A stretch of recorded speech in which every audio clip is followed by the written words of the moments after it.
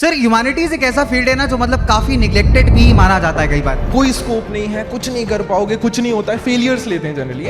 Instagram पे उड़ता उड़ता कोई भी आकर हमें कुछ भी इतिहास बताकर चला जाता है एंड हम डिबेट करते हैं। But don't you think it is very important for us to know our history? Humanities के सब्जेक्ट लेकर के यूपीएससी कर सकते हो, जितने भी गवर्नमेंट एग्जाम्स हैं वहां के लिए आप जा सकते हो। बट एक बात ये ध्यान रखिए कि कभी भी स्ट्रीम को किसी सोशल इन्फ्लुएंस की वजह से, दोस्तों की वजह से पिक ना करें। कहीं पर भी किसी भी फील्ड में जाओगे तुम्हारी रिक्वायरमेंट है वहां पर। कर दे अनबॉक्सिंग। कर दो 1 2 2 3। क्या बात है? क्या बात? अरे आप यहाँ भी आ गए? आप कहाँ हैं आप सर? यहाँ कैसे? चलो भाई। तो यार कॉमर्स हो गया, साइंस हो गया, डिफेंस के बारे में बात कर ली। अब बारी है ह्यूमैनिटीज यानी आर्ट्स फील्ड की। और आर्ट्स की धुरंधर टीम हम आप लोग के लिए लेकर आ गए हैं। इनमें से काफी सारे चेहरों को आप ऑलरेडी जानते होंगे, काफी सारों को नहीं भी जानते होंगे, तो आप जान जाएंगे उनसे पढ़ने के बाद। फिलहाल इस कैटेगरी की, इस फील्ड की इंपॉर्टेंस के बारे में आप लोगों से जानते हैं, बट उसके लिए आप लोग को अपने मास्क हटाने पड़ेंगे। रुक जाइए। एक नहीं, एक करके नहीं, एक साथ एक साथ करते हैं ना। 3 2 1 एक साथ। Count of 3 2 1 right. कुछ बोलो, फिर कुछ बढ़िया बोलो तो हटाएंगे ये। क्या बोलूं? आपकी जो फालतू की शायरी होती हैं। नहीं, मेरे पास आज कोई नहीं शायरी है? नहीं। अरे वो पोटैटो को कहते हैं आलू। अच्छा, वो बिस्कुट को कहते हैं कुकी, बिस्कुट को कहते हैं cookie, I love all my pookie. ये क्या हरकत है? सर हटा दो। तो उदय ह्यूमैनिटीज की टीम आपके सामने है। प्लीज प्लीज मास्क हटा दीजिए, सब लोगों ने हटा दिया है। क्या बात है? अरे बहुत पहचाने लग रहे हैं सर। काफी सबको तुम्हारे में सबको जानता हूँ यार।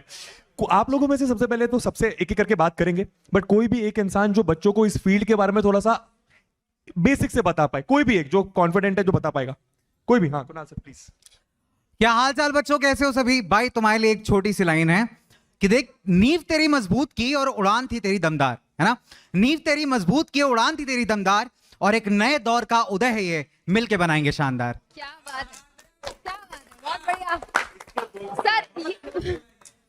आपने सर मुझे खड़ा खड़ा महसूस करा दिया कि मुझे शायरी नहीं करनी चाहिए और आपको करनी चाहिए। तो बहुत सारे बच्चे सर पूछ रहे थे ह्यूमैनिटीज का बैच कब लॉन्च होगा और कौन पढ़ाने वाला है, कैसे करने वाले हैं। सर ह्यूमैनिटीज एक ऐसा फील्ड है ना जो मतलब काफी निगलेक्टेड भी माना जाता है कई बार, बिकॉज भाई साइंस, अपना कॉमर्स है ना, ये मतलब बिल्कुल फुल ऑन पॉपुलर है। तो जो बच्चे अगर आगे चल करके देखो यूपीएससी का एस्पिरेशन रखते हैं, उनके लिए भी फील्ड बहुत इंपॉर्टेंट है। आपने कई बार न्यूज एंकर्स देखे होंगे, है ना, मतलब कई बार आपने देखा होगा जर्नलिज्म करते हुए लोगों को, उसके लिए भी फील्ड बहुत हेल्पफुल रहती है। अगर आगे चल के आपको लगता है कि आप ऐसा ग्लैमर में, लाइमलाइट में रहना चाहते हो, कुछ एंकरिंग करना चाहते हो, तो this is a very good field. ठीक है? Yes. तो सर आप पढ़ाने क्या वाले हो? मैं पढ़ाने वाला हूँ ज्योग्राफी एंड बाकी मैम आप क्या पढ़ाने वाले हो? सो बच्चों, अब मैं क्या पढ़ाने वाली हूँ इसको मैं एक छोटी सी शायरी के साथ आप लोगों को बताना चाहती हूँ। तो मैम वाह वाह करना पड़ेगा। ओके मैम, मेरे को तो करना ही पड़ेगा, अभी मेरे से तो पहले बेहतर ही लाइन होगी। ओके, तो शुरू करते हैं बच्चों कि मैं क्या पढ़ाने वाली हूँ, इस चीज़ को बताते हैं। तो अभी तक तुमने नहीं है ये बाजी जीती, अभी तक तुमने नहीं है ये बाजी जीती, लेकिन फिक्र की कोई बात नहीं है क्योंकि मैं पढ़ाऊंगी तुमको राजनीति।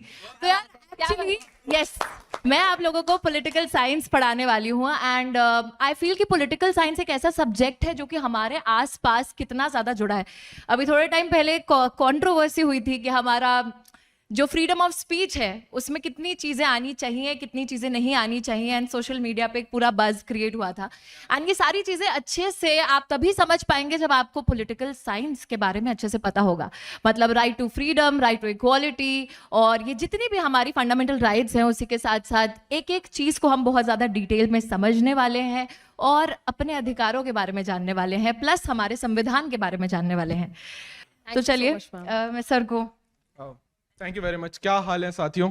सो इतना सारा मोटिवेशन, इतनी सारी आपको शायरियाँ मिल गई जो बहुत अच्छी हैं, एंड मोटिवेशन की बात हम कर ही रहे हैं, बट एकदम फैक्ट की बात करेंगे हम कि ह्यूमैनिटीज़ को पहले चीज़ मैम बहुत स्टीरियोटाइप किया जाता है कि कोई स्कोप नहीं है, कुछ नहीं कर पाओगे, कुछ नहीं होता है, फेलियर्स लेते हैं जनरली, जो कि पहले था एक trend. But since last 5 years मैं देख रहा हूँ ट्रेंड बहुत तेजी से चेंज हो रहा है, and humanities is one of the most emerging subject right now. Reason being उस पे भी अब उतना ही फोकस हो रहा है। अगर आप यूपीएससी का हिस्ट्री उठाकर देख लेंगे तो मैं आपको टॉपर बता सकता हूँ। 2022 की जो टॉपर थी वो हिस्ट्री स्ट्रीम से थी।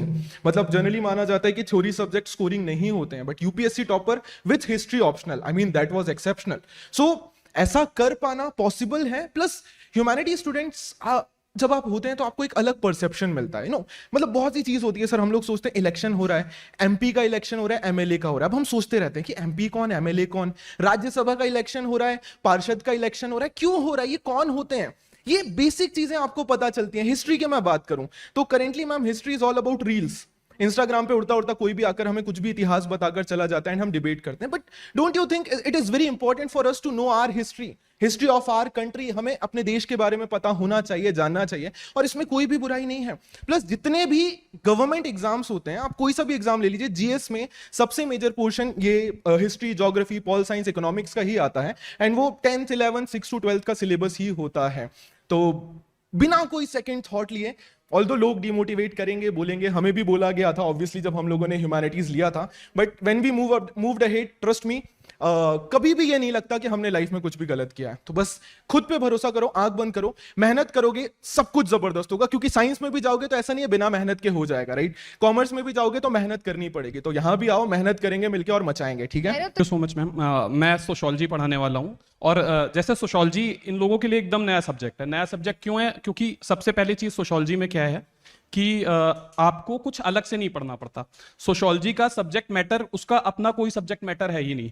वो थोड़ा हिस्ट्री से लेता है, थोड़ा ज्योग्राफी से लेता है, थोड़ा पॉलिटिकल साइंस से लेता है। तो एक तरीके से बेसिकली ज्योग्राफी का, सोशोलॉजी का मतलब क्या है कि ये आपको सारे सब्जेक्ट के बीच में एक ब्रिज करना सिखाएगा और आपकी अंडरस्टैंडिंग को डेवलप करेगा।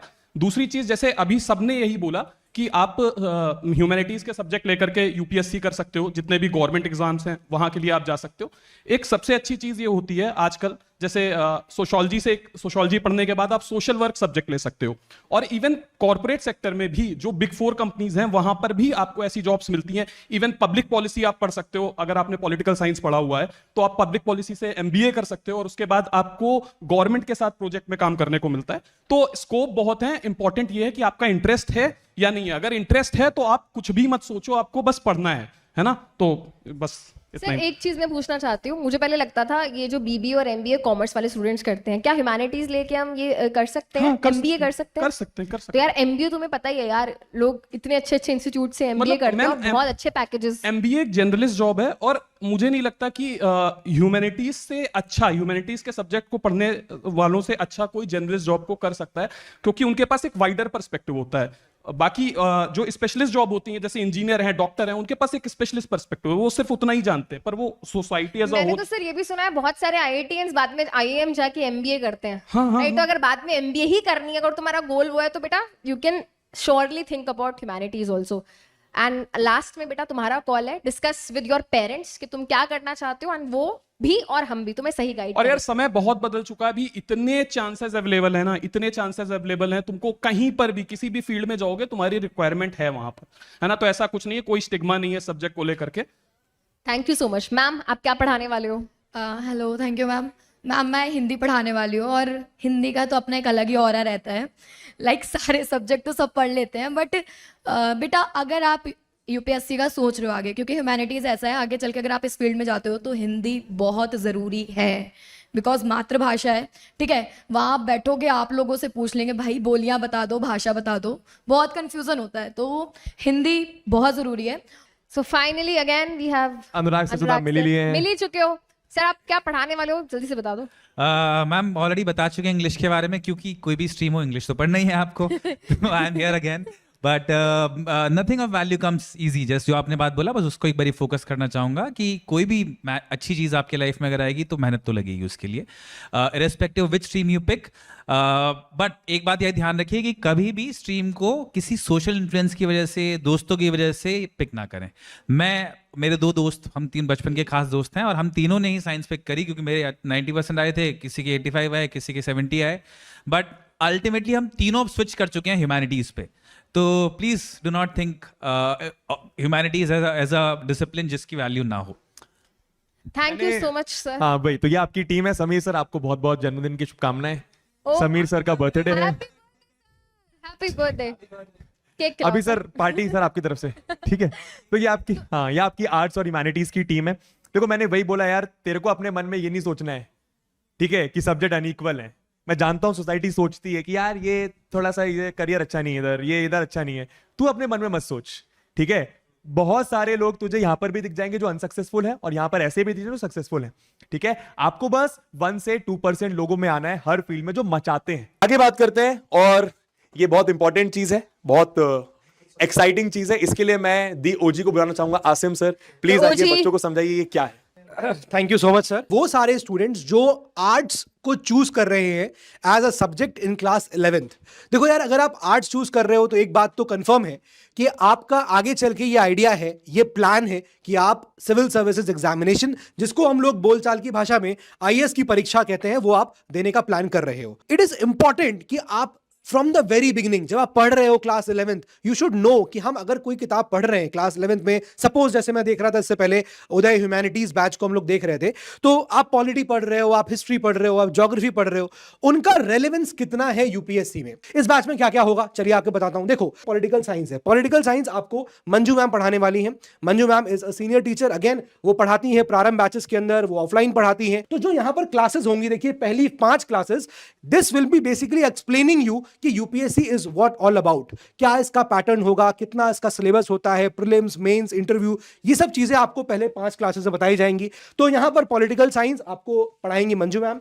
इकोनॉमिक्स ऋषभ सर पढ़ाएंगे, ज्योग्राफी शिवम सर पढ़ाएंगे, map series Shivam sir again पढ़ाएंगे, हिस्ट्री मैं आपको पढ़ाने वाला हूं, राइट। एंड देन ऐसे की क्लासेस कपिल सिक्का सर पढ़ाएंगे, again he is a very senior faculty, Kapil सिक्का सर आपको ऐसे पढ़ाएंगे। 2 घंटे की क्लास होगी, हर संडे एक क्लास हुआ करेगी, 2 घंटे के आसपास एक क्लास होगी। उसका बाइफर्केशन भी ये है कि अपन ने मान लो 1.5 घंटा क्लास करी, 1.5 घंटे के बाद 30 मिनट जो बचे होंगे ना, उसमें मैं आपको पीवाईक्यू कराऊंगा कि देखो यार तुम्हारा ये क्लास का एनसीईआरटी है, और इस क्लास के एनसीईआरटी में आप देखोगे तो ये सवाल यूपीएससी ने प्रीवियसली पूछा गया है, ठीक है। तो ऑफर ये वैलिड है 30 मार्च तक, ये बैच आपका फ्री ऑफ कॉस्ट है अगर आप उदय ह्यूमैनिटीज बैच को एनरोल करते हैं। यार देखो लाइफ में तुम जो भी ड्रीम्स देखते हो ना यार, मतलब अब ना रियलिटी चालू हो जाएगी। क्लास 10 तक बहुत बढ़िया चल रही होती है जिंदगी, बहुत खूबसूरत चल रही होती है, मतलब ज्यादा टेंशन नहीं होता। बट 11, 12 धीरे धीरे जैसे बड़े होते जाओगे ना, टेंशन थोड़े से बढ़ते चले जाएंगे।